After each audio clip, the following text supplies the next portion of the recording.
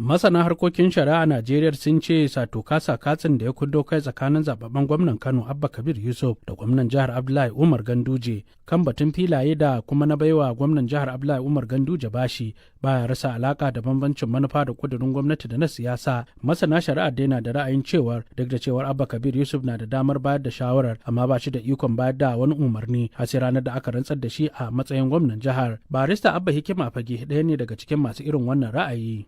A dokance shi gwamna mai jiran gado ba shi da ofis kuma sannan ba shi da power wadda tsarin mulkin Najeriya ya ba shi. Sakamakon power zababben gwamna tana farawa ne daga ran da aka yi rantsuwa. To daga yanzu har a yi rantsuwa gwamna mai jiran gado ba shi da power. Sannan kuma daga yanzu har a yi rantsuwa gwamna mai ci yana da cikakkiyar power ta yi duk abin da ya kamata ya yi ko kuma wanda yake so ya yi da ofishinsa. To kamar mecece makomar yarjejeniya da irin aikace-aikace da gwamna mai barin gado ya sa a gaba gabanin karewar wa'adinsa. Dukkanin wani yarjejeniya da gwamnatin Abdullahi Umar Ganduje mai ci yanzu ta yanki yanzu ba yarjejeniya ce halattacciya kuma yarjejeniya ce wadda za a kalita idan doka a matsayin yarjejeniya wadda take tsayayya. Sai dai shi kuma gwamnatin Abba ke Yusuf in ta shigo tana da kowace irin dama na ta warware wannan yarjejeniya. Duk da cewa barista Muhammad Sha'ibu wani lauya mai zaman kansa a nan Abuja sun haɗa kan ra'ayi ɗaya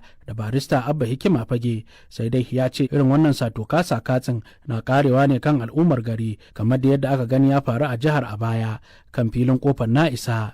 To duk wata yarjejeniya in an yi ta bisa ka'ida to ban yi tsammanin akwai abin da zai iya tada ita ba. Amma in ba a bi wannan tsare-tsare ba to akwai yiwuwar cewa ita gwamnati za ta shigo ta ce ita wannan abin bai shafe ta ba, wanda abin ya shafa yana iya zuwa kotu. Amma abin lura nan shine duk wani kara da mutum zai kai ko wani abin nan zai samu matsala idan aka ce wannan yarjejeniya ko kuma wannan bashi da aka ci ko kuma wannan aiki da aka yi ba yi shi bisa ka'ida ba. Kamar wani irin illa wannan sato katsi da ke tsakanin bangarorin biyu ke da shi? Babban illar da ni nake ganin cewa wannan abu zai haifar shi ne abin nan da ake kira a turanci wato heating of the polity. Abu ne wanda zai iya jawo ɗarɗar.